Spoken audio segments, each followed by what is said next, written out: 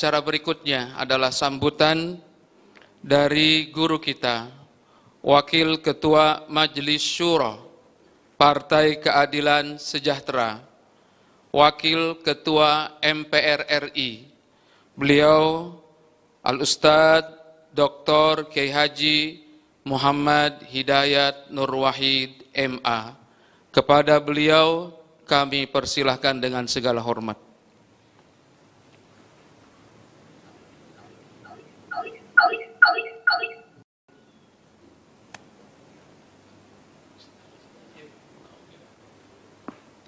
Bismillahirrahmanirrahim. Assalamualaikum warahmatullahi wabarakatuh. Alhamdulillahilladzi khalaqal mauta wal hayata liyabluwakum wa liyabluwana ayyukum wa ayyuna ahsana amala. Alhamdulillahilladzi arsala rasulahu sayyidana Muhammadin mu'alliman wa mubasysyiran wa nadhira wa da'iyan ila Allahi bi'idnihi wa sirajan munira. Asyhadu an la ilaha illallah wahdahu la syarikalah wa asyhadu anna sayyidana Muhammadan abduhu wa rasuluhu wa safiyuhu alladzi la nabiyya ba'dah. Amma ba'd. Hadirat sa'al mukarramin wal mukarramat wal muhtaramin wal muhtaramat. Khusus para kiadah kita, guru-guru kita, ustazah kita, alim ulama kita, murabi kita, Ustaz Al-Habib Dr. Salim Sagaf Al-Jufri dan Dr. Muhammad Saiful Iman, Dr. Surahman Hidayat dan seluruh kiadah kita di Majelis Syuro, di DPP dan seluruh para tokoh kita yang telah menyertai kita sejak tadi yasinan, tahlilan, beliau yang terhormat Profesor Dr. Kiai Haji Ahmad Zahra Al-Hafidh, jazakumullah khairan ala tawsiyatikum wa ala tadhkirikum ya syekhna wa ala da'watikum wa ala kadzalik juhudikum min ajli al-Islam wal muslimin.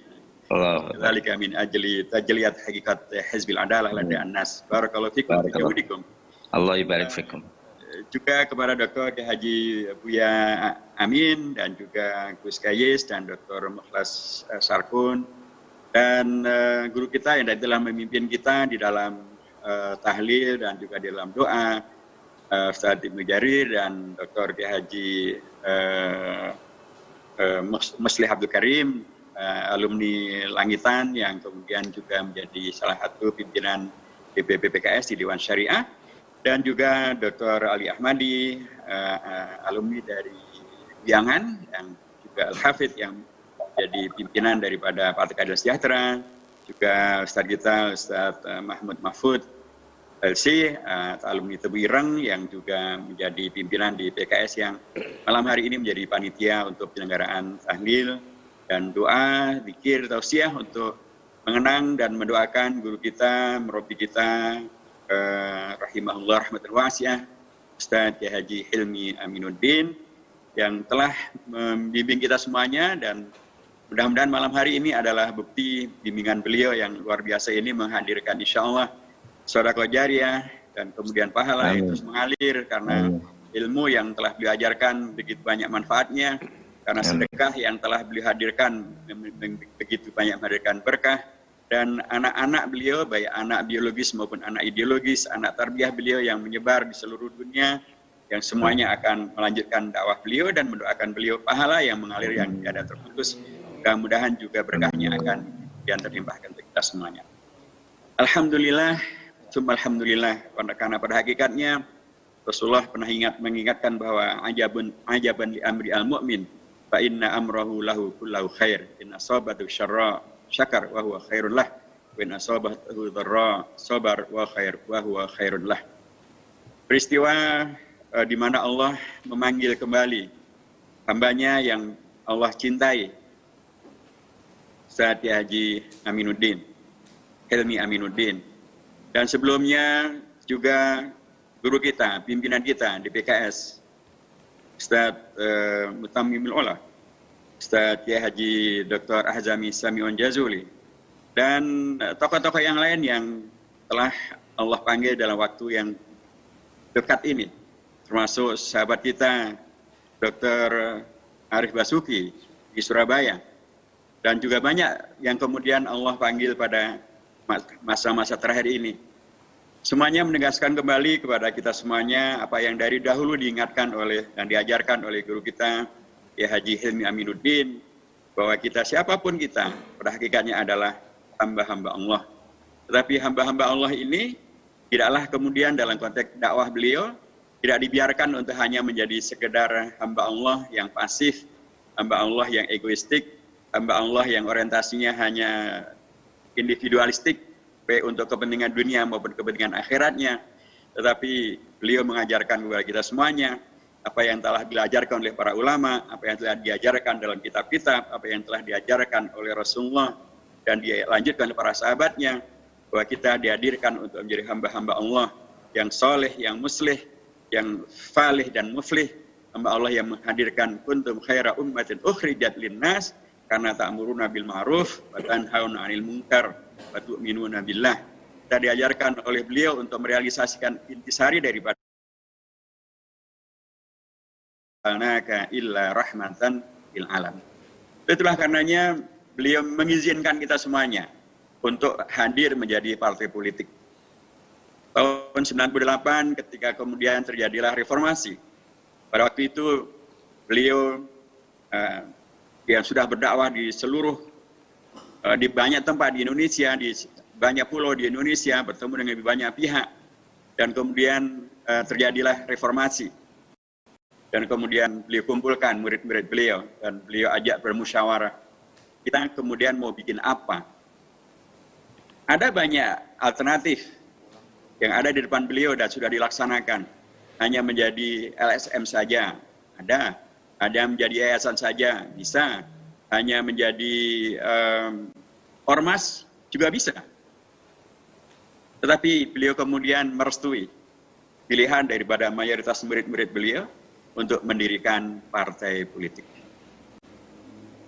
Menjadi partai politik tentu adalah sebuah kondisi yang berbeda kalau hanya sekedar PKS menjadi ormas atau menjadi yayasan atau menjadi LSM. Jadi partai politik adalah sebagaimana yang telah beliau sampaikan dalam ajaran-ajaran beliau yang kemudian terekam dengan baik dalam beragam video. Ketika kita menjadi partai politik artinya adalah kita selalu akan diuji untuk kemudian bisa meningkatkan kualitas individu kita, kualitas organisasi kita, kualitas dakwah kita, agar kemudian bisa diukur per 5 tahunnya. Apakah dakwah kita diterima oleh masyarakat, disukai oleh masyarakat, atau ditolak oleh masyarakat. Kalau disukai, tentu kita bersyukur dan kemudian kita melanjutkan dakwah kita. Kalau kita tidak disukai, tentu kita kemudian harus introspeksi. Karena memang berbeda dengan organisasi yang lain, partai politik pastilah harus mempertahankan eksistensinya per 5 tahunan. Sempat kita terkena electoral threshold. Pertama kali kita ikut partai politik, ikut pemilu. Pada waktu itu PKS sebagai partai baru yang sama sekali baru, alhamdulillah mendapatkan 7 kursi di tingkat nasional. 1,4 juta suara di tingkat nasional. Itu suatu hal yang luar biasa, alhamdulillah. Tetapi dari sisi peraturan perundangan itu belum cukup. Sehingga karenanya, kalau saya orientasi beliau adalah berdakwah ini mutungan, kalau berdakwah ini kemudian lekas menyerah, dan atau kemudian berubah orientasi kepada yang lainnya, maka ya sudah, tidak sampai electoral threshold, ya sudah, kita nggak perlu jadi partai saja, kita kembali saja ke LSM, tidak. Ternyata beliau mengumpulkan para kadernya, murid-murid beliau, pimpinan Partai Keadilan untuk kemudian bermusyawarah. Jadi bagaimana kita kemudian memutuskan untuk melanjutkan perjuangan dakwah ini, mengalahkan electoral threshold dengan organisasi kelanjutannya, Partai Keadilan Sejahtera. Alhamdulillah, bimbingan beliau kemudian menghadirkan keberkahan yang luar biasa. Partai Keadilan Sejahtera bisa melanjutkan Partai Keadilan, tentu bukan sekedar dalam konteks normanya, ini keadilan sejahtera. Tentu tidak demikian. Tetapi saya ingin mengatakan sekali lagi bahwa dua peristiwa ini saja menegaskan siapa beliau sesungguhnya. Beliau adalah guru kita, murabi kita, yang mengajarkan tentang pentingnya terus-menerus meningkatkan kualitas diri, terus-menerus meningkatkan interaksi dengan masyarakat, terus-menerus memperjuangkan kepentingan masyarakat, dan Bahkan beliau menegaskan kembali bahwa melalui partai ini, melalui partai yang disebut sebagai partai dakwah ini, maka seluruh umat Islam, bahkan seluruh bangsa Indonesia, penting untuk mendapatkan kebaikan, keberkahan daripada partai ini. Tidak perlu kemudian melihat latar belakang daripada masing-masingnya, latar belakang ormasnya, latar belakang daerahnya, latar belakang sukunya, latar belakang profesinya. Selama mereka adalah Muslim, selama mereka adalah bangsa Indonesia, mereka harus mendapatkan berkah, harus mendapatkan pembelaan, harus mendapatkan keberpihakan dan kepedulian dari Partai Keadilan Sejahtera dalam seluruh kegiatan berpolitiknya, yang ada hakikatnya adalah perjuangan dakwahnya. Karenanya, tidak aneh bila kemudian sepanjang waktu ini, PKS dan bahkan ketika sekarang terjadi COVID-19 dan PKS berada di luar kabinet, kan harusnya kemudian seolah-olah ya sudah, ini bukan urusan kita, ini kan urusan negara, kita bukan bagian daripada kabinet, bukan bagian dari pemerintah, karenanya kita tidak bertanggung jawab. Tidak. Para kiadah kita yang adalah sahabat dan murid beliau semuanya, melanjutkan apa yang beliau ajarkan, sehingga kemudian sekalipun PKS berada di luar kabinet, PKS kemudian tetap membantu masyarakat. Bahkan kemarin terkumpul dan sudah tersalurkan tidak kurang dari 90 miliar rupiah dari para donatur, para kader, para simpatisan, semuanya kemudian diperbantukan untuk bangsa Indonesia, termasuk tenaga kesehatan, diberikan bantuannya oleh PKS. Bahkan kemudian bantuan ini bukan hanya kepada masjid dan musola, bahkan pun juga kader-kader PKS memberikan bantuan disinfektan, pembersihan, kesehatan bagi rumah-rumah ibadat yang bukan masjid. Ada kelenteng, ada vihara, ada gereja. Bahkan kalau ketika kemudian terjadi banjir, PKS semakin kelihatan bahwa mereka betul-betul adalah melaksanakan apa yang diajarkan oleh Ustadz Hilmi, yang sesungguhnya adalah merupakan ajaran para ulama, ajaran daripada Al-Quran dan As-Sunnah, untuk kemudian ta'awun alal birri wa taqwa itu adalah sebuah kewajiban dengan siapapun, bersama dengan siapapun. Ini adalah sebuah ajaran yang luar biasa. Bagaimana beliau mengajarkan kepada kita tentang berislam yang membawa manfaat, yang membawa maslahat kepada siapa saja. Dan ketika dia melalui jalur partai politik, maka manfaat itu semakin bisa diberikan semakin banyak lagi dan ditantang untuk lebih banyak lagi karena akan selalu ada ujian per 5 tahunan. Menjadi partai politik juga sesungguhnya adalah sebuah koreksi langsung tentang apa yang tadi disebutkan oleh guru kita Profesor Dr. Ahmad Zahra Al-Hafidh. Ada seringkali salah paham ini dan itu. Padahal sesungguhnya kalau kita agak rasional saja, kalau PKS itu adalah Wahabi sebagaimana difitnahkan, ya tidak mungkin pilihannya menjadi partai politik. Karena dalam konteks Wahabi, partai politik disebut sebagai bid'ah dengan segala konotasinya. Nah, kita alhamdulillah para kiadah PKS ini banyak yang kemudian alumni dari Medina, alumni dari Al-Azhar, alumni dari Pakistan, alumni dari itu banyak universitas di luar negeri, termasuk juga pesantren-pesantren dari Indonesia. Mereka kemudian mendirikan partai politik. Tentu karenanya, ya ini ya kalau menjadi partai politik ya pasti bukan Wahabi. Karena dia adalah sesuatu yang bukan merupakan tradisi yang dipakai oleh rekan-rekan kalangan Wahabi. Mereka tidak mempunyai partai politik dan mereka tidak mendirikan partai politik. Ketika kemudian menjadi partai politik, PKS menegaskan kembali sebagaimana yang beliau ajarkan bahwa kita adalah Indonesia, kita bagian dari Indonesia. Kita berada di Indonesia, bagian dari Indonesia, bekerja di Indonesia untuk kemaslahatan Indonesia. Sebab kalau kita menjadi partai politik, sebagaimana beliau ajarkan, maka ya mau tidak mau konsekuensinya termasuk juga aturan-aturan yang ada yang tidak bertentangan dengan Al-Islam, yang sesuai dengan Al-Islam, dan memang Islam tidak bertentangan dengan kemaslahatan umum yang diperjuangkan di Indonesia, maka itu adalah bagian daripada risiko dan atau konsekuensi yang kita ambil. Jadilah kita partai politik, kita membuat anggaran dasar, anggaran rumah tangga, kita melakukan kegiatan sesuai dengan norma yang berlaku dalam konteks hukum di Indonesia, dan jadilah PKS menjadi entitas yang alhamdulillah eksis dan bahkan kemudian pun dipercaya diajak koalisi untuk kemudian kita merealisasikan apa yang jadi maslahat. Jadi sekali lagi menjadi PKS, menjadi partai politik, sebagaimana yang beliau ajarkan, membuktikan kembali bahwa PKS memang adalah bagian daripada Indonesia, PKS adalah untuk Indonesia, dan untuk itulah karenanya mudah-mudahan dan semestinya beragam syubhat dan beragam fitnah itu bisa terkoreksi. Dan apalagi beliau pun juga adalah tokoh yang sangat berkawan dengan Pak Jenderal Tri Sutrisno misalnya, atau tokoh-tokoh senior di kalangan TNI adalah juga sahabat beliau. Banyak juga kalangan dari polisi juga sahabat beliau. Banyak sekali dari kelompok, dari beragam komunitas adalah sahabat beliau. Dan bahkan dalam konteks NU, Ada salah satu daripada biografi beliau yang jarang disebut, bahwa ternyata beliau itu waktu kecilnya, dalam waktu umur 6 tahun beliau sudah dititipkan untuk nyantri, untuk mondok di Tebu Ireng. Subhanallah. Jadi kalau kecil beliau sudah tersibukah dengan pesantren, dan pesantren itu adalah Tebu Ireng, saya kira sudah menjadi sangat mudah dimaklumi kalau beliau kemudian mengajarkan kepada kita tentang Islam yang berukhuwah, Islam yang berta'awun. Itulah karenanya tidak aneh kalau kita kemudian mendapatkan kesaksian dari Ketua Umum PP Muhammadiyah, Profesor Dr.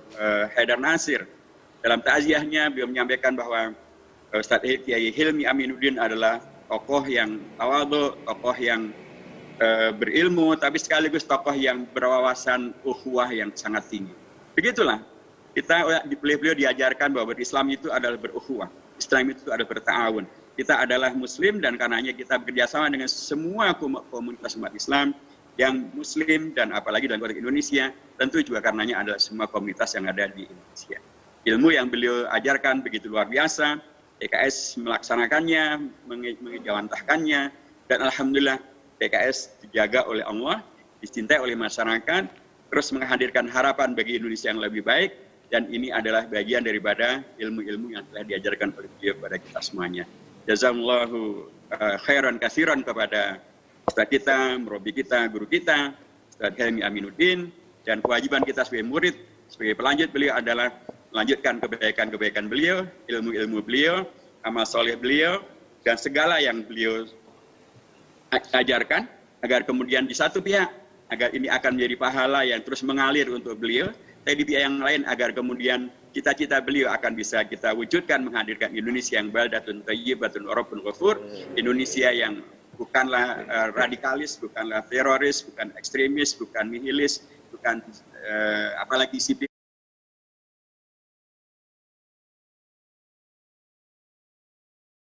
Termasuk Hadratus Syekh Haji Hasyim Asy'ari ketika menerima Indonesia merdeka, Mas Ki Bagus Hadi Kusuma ketika menerima Indonesia merdeka, untuk itu kemudian termasuk diciptakan oleh Muhammad Nasir ketika menjadikan kembali Indonesia menjadi NKRI. Semuanya adalah cita-cita yang ingin dilanjutkan oleh dan diajarkan kepada kita oleh Kiai Haji Hilmi Aminuddin, untuk kita lanjutkan, untuk kita perjuangkan, untuk kita realisasikan, dan itulah mengapa kemudian PKS begitu sangat tegas dan amat sangat memperjuangkan agar rancangan undang-undang tentang haluan ideologi Pancasila itu dikoreksi, bahkan kemudian menjadi ditolak, dan kan kemudian menjadi dituntut untuk kemudian dicabut saja dari prolegnas, karena memang lebih banyak madaratnya, karena akan mengaburkan tentang berpancasila kita, berketuhanan yang Maha Esa kita, bahkan kemudian menghadirkan peluang untuk dilupakannya TAP MPRS nomor 22 tahun 66 tentang PKI itu, dan kemudian sikap kita tadi siang disegarkan kembali oleh anggota Balik dari Partai Keadilan Sejahtera, Pak Dr. Mulyanto, yang membuat satu instruksi di rapat bersama antara Balik dengan pemerintah dan DPD. Beliau menegaskan kembali sikap PKS untuk merealisasikan apa yang menjadi harapan masyarakat, kajian tentang konten rancangan undang-undang yang memang bermasalah ini, dan agar kita fokus untuk melaksanakan yang terbaik, maka PKS kembali meminta dan mengusulkan agar Balik bersama dengan pemerintah dan DPD mengkaji tentang rancangan undang-undang ini untuk kemudian dihentikan pembahasannya untuk dikeluarkan dari prolegnas. Itu bagian-bagian daripada apa yang dikerjakan oleh PKS di hari-hari terakhir sebelum Allah memanggil beliau Kiai Haji Hilmi Aminuddin. Kita doakan agar apa yang beliau ajarkan kepada kita semuanya menjadi ilmu yang bermanfaat. Sedekahnya menjadi sedekah yang jariah. Kita sebagai anak ideologi maupun juga anak biologinya, agar betul-betul bisa melanjutkan segala kebaikan beliau. Dan dengan cara itu maka segala kebaikan beliau akan menjadi pahala yang mengalir bagi kita sebagai beliau, dan keberkahannya akan menjadi amal saleh yang dinikmati oleh bangsa Indonesia, oleh umat Islam Indonesia, bahkan umat Islam sedunia, bahkan penegakan hukum dan keadilan sedunia, karena beliau termasuk yang sangat mengajarkan tentang pentingnya membela Masjidil Aqsa, membela Palestina, dan itu adalah keberkahan yang luar biasa. Jazakallahu khairan Kiai Haji Hilmi Aminuddin, jazakallahu khairan kepada keluarga beliau, para keluarga besar PKS, dan terima kasih sekali lagi jazakallahu khairan kepada Profesor Dr. Ahmad Zahran, dan kepada para kiai dan para habaib yang telah menyertai kita semuanya. Barakallahu fikum jami'an. Assalamualaikum warahmatullahi wabarakatuh.